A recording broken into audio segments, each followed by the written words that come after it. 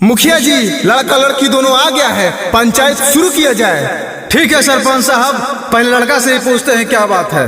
मुखिया जी, हम दोनों एक दूसरे से बहुत प्यार करते हैं। हम दोनों एक दूसरे के बिना नहीं जी सकते हैं।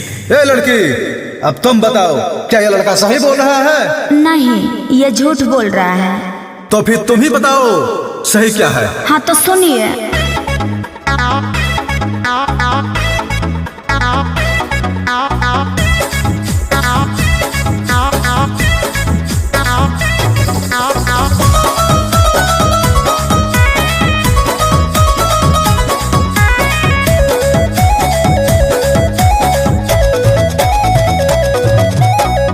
बीच सभा में हमर बनल जतिया नीलम कइला।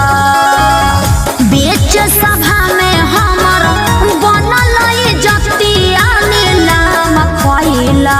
हम तो प्यार कब तहारा से कइले नइखे, तब बदनाम कइला।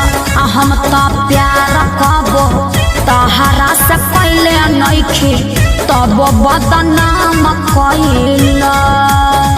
याद कर कटल रहू हथवा ब्लेड से हमारे चलती। कब याद नहीं हम। याद कर कटल रहू हथवा ब्लेड से हमारे चलती। पकड़ाइला पे गइलू बदल जानू, देवे लगलू हमारे गलती। पकड़ाइला पे गइलू बदल जानू, देवे लगलू हमारे गलती। सरासर झूठ, हम तो तुमको पहचानते भी नहीं है। वाह, सरासर झूठ। कभी तुम मेरे लिए जान दिया करती थी, दिन रात मेरा गुणगान किया करती थी। अब तो अनजान जैसी बात करती हो।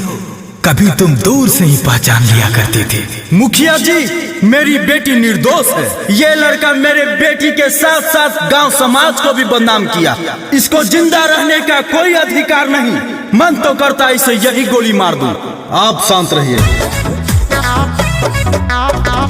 तहारा से हमारा नइखे नाता, होई जवन निखले बा विधाता। सच जदि बोले से डराइबू, जिंदगी भगोरी पछताइबू।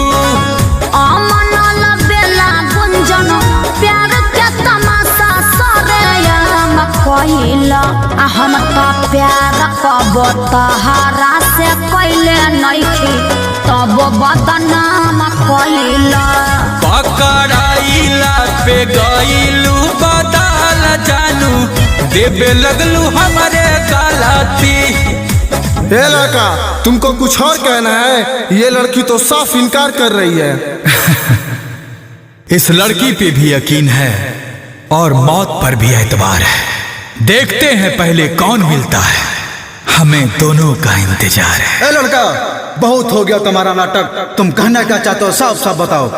एक मिनट मुखिया जी, मुझे इस लड़की से एक बार और बात करने दीजिए। तुम एक बार मंदिर में घुस के कसम खा लो कि हम तुमसे प्यार नहीं करते। हम अपने आप को गोली मार लेंगे। खाओ कसम। नहीं, अब क्या हुआ? हम तुमसे बहुत प्यार करते हैं, लेकिन घर वाले के डर से बोल नहीं पाते हैं। लेकिन सच तो ये है कि हम तुम्हारे बिना जी ही नहीं सकते। हम भी तुम्हारे बिना नहीं जी सकते। घनश्याम बाबू, आप सुन रहे हैं ना? आपकी बेटी भी इस लड़के से बहुत प्यार करती है। भलाई इसी में है, इन दोनों की शादी करा दी जाए। ठीक है मुखिया जी, पंचायत का ये फैसला मुझे मंजूर है।